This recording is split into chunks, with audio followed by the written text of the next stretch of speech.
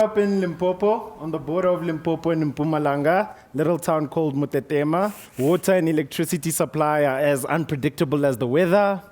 And growing up in these tough situations, there was a winter in 2011. Should I move back? At the age of 17, I was relaxing with a couple of friends of mine in winter, and we were sunbathing. The Limpopo sun gets really hot in winter. So as we were sunbathing, my best friend next to me says, "Man, why doesn't somebody invent something that you can just put on your skin and then you don't have to bath?" And I sat and I was like, "Man, I would buy that, eh?"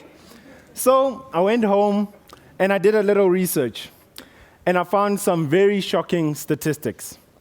Over 2.5 billion people in the world today do not have proper access to water and sanitation. 450 million of them are in Africa, and 5 million of them are in South Africa. Various diseases thrive in this environment, the most drastic of which is called trachoma. Trachoma is an infection of the eye due to dirt getting into your eye. Multiple infections of trachoma can leave you permanently blind.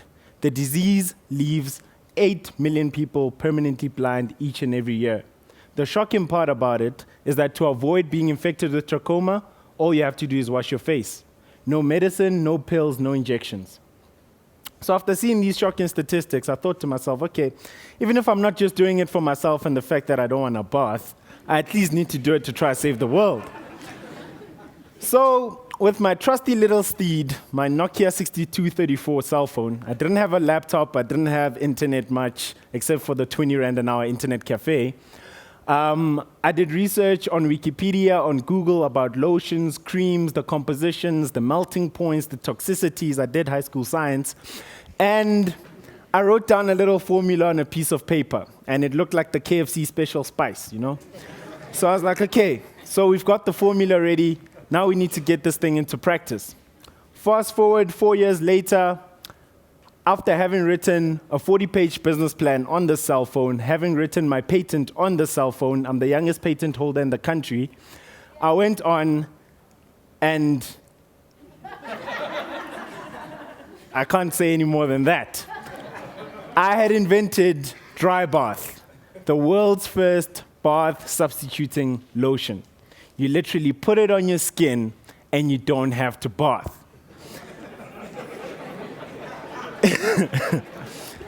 So after having tried to make it work in high school with the limited resources I had, went to university, met a few people, got it into practice, and we have a fully functioning product that's ready to go to the market. It's actually available on the market.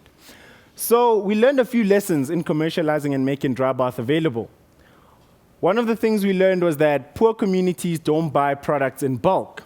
They buy products on demand. A person in Alex doesn't buy a box of cigarettes, they buy one cigarette each day, even though it's more expensive. So we package Dry Bath in these innovative little sachets. I'll just go back so I can show it to you. Those little sachets, you just snap them in half and you squeeze it out. And the cool part is, one sachet substitutes one bath for 5 Rand. After creating that model, we also learned a lot in terms of implementing the product. We realized that even rich kids from the suburbs really want Dry Bath. At least once a week. Anyway, we realized that we could save 80 million liters of water on average each time they skipped a bath. And also, we would save 2 hours a day for kids who are in rural areas. 2 hours more for school, 2 hours more for homework, 2 hours more to just be a kid. After seeing that global impact, we narrowed it down to our key value proposition, which was cleanliness and convenience. Dry Bath is a rich man's convenience and a poor man's lifesaver. After having put the product into practice, we're actually now on the verge of selling the product onto a multinational to take it to the retail market.